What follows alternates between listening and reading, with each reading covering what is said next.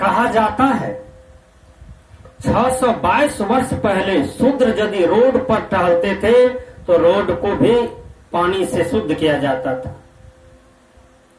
कहा जाता था कि शूद्र यदि वेद पढ़ लिया था तो उसको दांत भी तोड़ दिया जाता था। यदि शूद्र यदि वेद के शब्द को सुन लिया है तो उनके कान में शीशा का चूर्ण दे करके घाव बना दिया जाता था।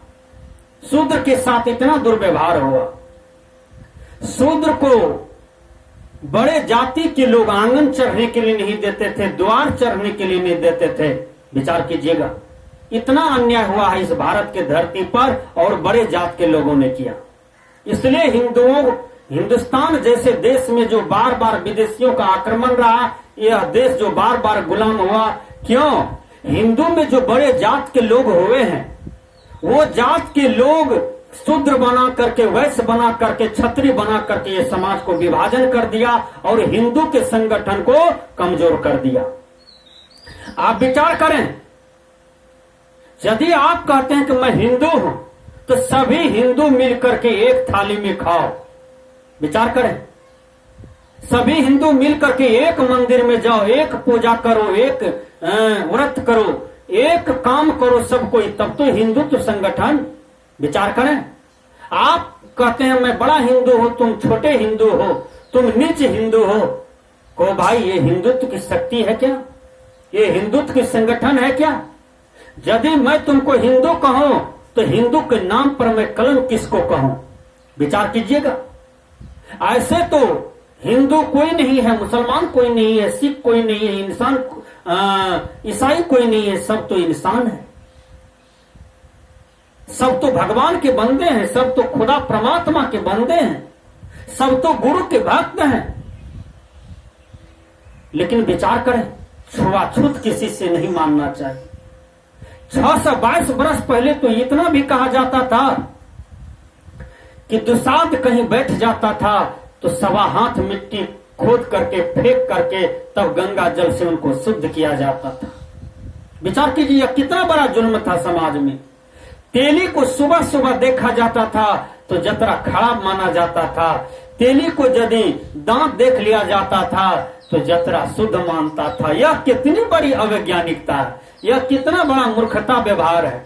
विचार करें, आज वैज्ञानिक युग में आज विज्ञान कितना डेवलप कर लिया, कितना विकास किया है।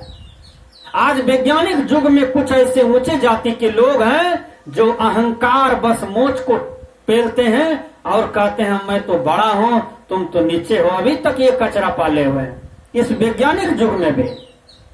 मैं फिल्म स्टार को धन्यवाद देता हूं जो बंबई में बैठ करके फिल्म बनाते हैं। जब कभी कभी अच्छा फिल्म को देखता हूं तो उसमें देखता हूं जातिवाद कहीं कुछ नहीं है। ये फिल्म स्टार जातिवाद को मिटाने में बहुत बड़ा काम किया है। विचार करें, मैं धन्यवाद देता हूं खलनायक को, खलनायिका को जो फिल्म में काम करते हैं। वो जातिवाद नहीं मानते हैं, जातिवाद को मिटा रहे हैं। वो सदगुरु कबीर साहब जी भी यही काम किए थे दुनिया में आकर के कि जाति पाति कहीं कुछ नहीं, इसको मिटा देना चाहिए। विचार कीजिए, तो छुआछूत नहीं हो, सब मानव है, सब इंसान है, सब परमात्मा के बंदे हैं, भगवान के बंदे हैं, गुरु के बंदे हैं। सबको जीने का संपूर्ण अधिकार है, सबको जीने का हक है, सबको पढ़ने का हक है, सबको आनंद लेने का हक है, सबको सुख शांति प्राप्त करने का अधिकार है। जातिवाद के आधार पर हम शोषण करते हैं, समाज को, राष्ट्र को सताते हैं। बुद्धिजीवी होकर के हमारी बुद्धि में बीमारी आ जाएगी, क्योंकि यह कर्म फल किसी को नहीं छोड़ता है। जो ज्यादा बुद्धि से शोषित करता है समाज को, उसकी बुद्धि में ही घाव हो जाता है, उसके बुद्धि में ही कैंसर आ जाता है। विचार कीजिएगा, क्योंकि यह कर्म फल है, भोगना पड़ेगा। आपने गरीबों को सताया है अपने कलम से, अपने गरीबों को चोसा है कलम से, आपने मजदूरों को चोसा है कलम से, इसलिए आपकी बुद्धि में घाव हो जाएगा, आपकी बुद्धि में बीमारी आ जाएगी, तुम पागल हो जाओगे रोड पर। क्योंकि वो गरीब का आह जब पड़ेगा, वह गरीब का जब शराब पड़ेगा तो तुम अपने आप को नहीं बचा पाओगे। एक बार की बात है, गुरु नानक जी पंजाब में भ्रमण कर रहे थे। एक भक्त के यहाँ चले गए, वह भक्त नेता टाइप का लोग था। आजकल के ऐसे नेता हैं जो गरीब गरीब आदमी से रुपये पैसे ठग करके लेते हैं, तुमको ये कर देंगे वो कर देंगे, वो कुछ नहीं करते हैं, रुपया भी ठग लेते हैं। गरीब आदमी बेचारे शुद्ध हृदय के होते हैं, वो कुछ बोलते नहीं। ऐसा ही शीश थे गुरु नानक जी का। जब गुरु नानक जी उसके दरवाजे पर गए तो वो रोटी बना के लाए, दूध दिए, सब्जी दिए, बहुत कुछ दिए। जैसे गुरु नानक उसकी रोटी को चीरते हैं तो उसमें से खून गिरने लगा। गुरु नानक ने कहा कि नेताजी हम आपके रोटी नहीं खा सकते हैं। कहा क्यों? कहा तुम गरीब को सता करके ये रोटी लाए हो, इसलिए ये रोटी ले जाओ। एक गरीब आदमी बेचारा मजदूरी करने वाला, मजदूरी करते करते हाथ में ठेला हो गया था और वो बेचारे दूध रोटी सब्जी लाए, श्रद्धा से कहा गुरुजी पा लीजिए। गुरु नानक जी जब उसकी रोटी को चीरते हैं, तोड़ करके खाते हैं तो उसमें से दूध टपकने लगा। तो कहा, गुरु नानक ने कहा ये मेहनत का रोटी है, इसलिए मेहनत की रोटी जो है वह खाने में बड़ा आनंद आता है। गुरु नानक ने कह दिया कि जिसके हाथ में ठेला नहीं होगा समझ जाना वह निकम्मा है, वह कामकोड़ है, वह देश को राष्ट्र को क्षति पहुंचाएगा, समाज को क्षति पहुंचाएगा। जब तक एक एक व्यक्ति परिश्रम नहीं करेंगे तब तक देश समाज का उत्थान नहीं होगा। इसलिए मैं आप लोग से कहता हूं तुम लोग परिश्रमी बनो, भौतिक जगत में भी आध्यात्मिक जगत में भी। जिस क्षेत्र में तुम काम करने लायक हो काम करते रहो, परिश्रम करते रहो, गुरु परमात्मा का नाम लेते रहो, दिन दुखियों की सहायता करते रहो। ये गुरु नानक ने कहा था। विचार करें तो हमने कहा कि छुआछूत नहीं होना चाहिए, किसी से भी नहीं। सब मनुष्य हैं, सब महान हैं, सबको जीने का अधिकार है। छुआछूत हमारे समाज को बिगाड़ता है।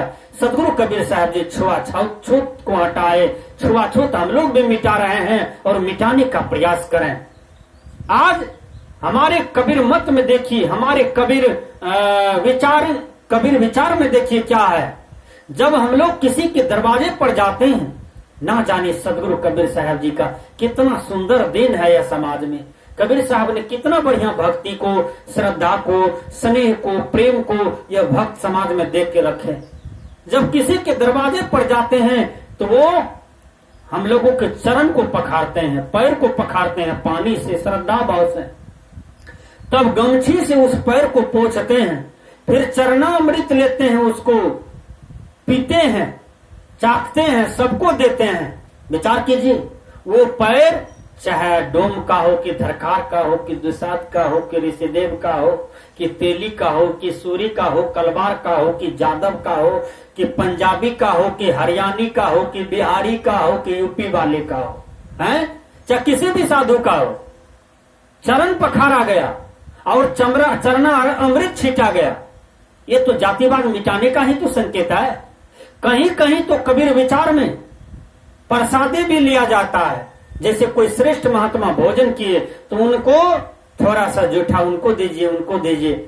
इनसे क्या है, इनसे भी जातिवाद मिटा।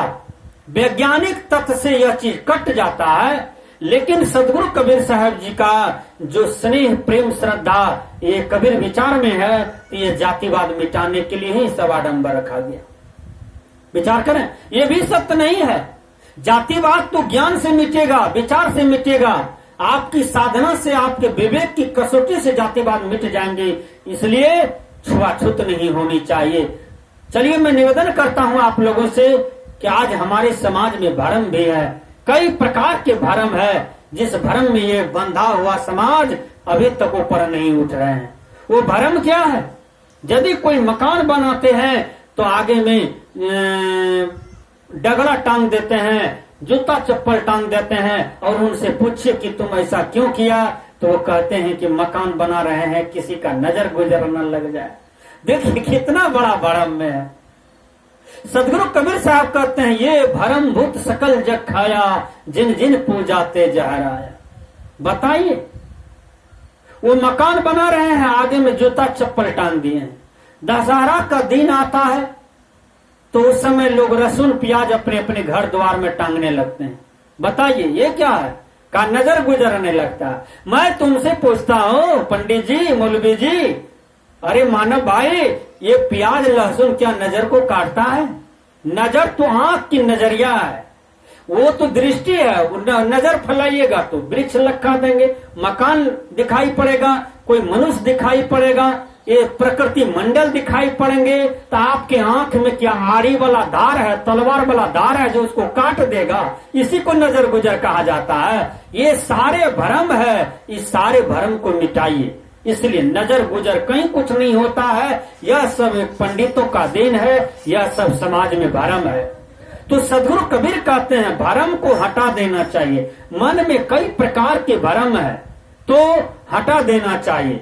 भ्रम भय, भय से ही भ्रम पैदा लेता है और भ्रम से भय पैदा लेता है। आज हमारे रास्ते से बिल्ली चली जाती है तो हम लोग गाड़ी रोक देते हैं, देखिए यह भी कितना बड़ा भ्रम है। और कोई पीछे से लोग आते हैं गाड़ी लेकर के, वो सीधे चले जा रहे हैं, तब हम कहते हैं कि ग्रह तो वो आगे वाला आदमी लेके चला गया। ये भी भ्रम है समाज में। हमारे आगे से तो हजारों बिल्ली गए और मैं तो मोटरसाइकिल लेकर के, कार लेकर के कितनी बार गया, आज तक मैं कोई एक्सीडेंट नहीं हो पाया, क्योंकि एक्सीडेंट तो असावधानी का पहचान है और संयम का प्रतीक है, अपने नजरिया का चूक का प्रतीक है, अपने प्रारब्ध कर्म दंड का प्रतीक है।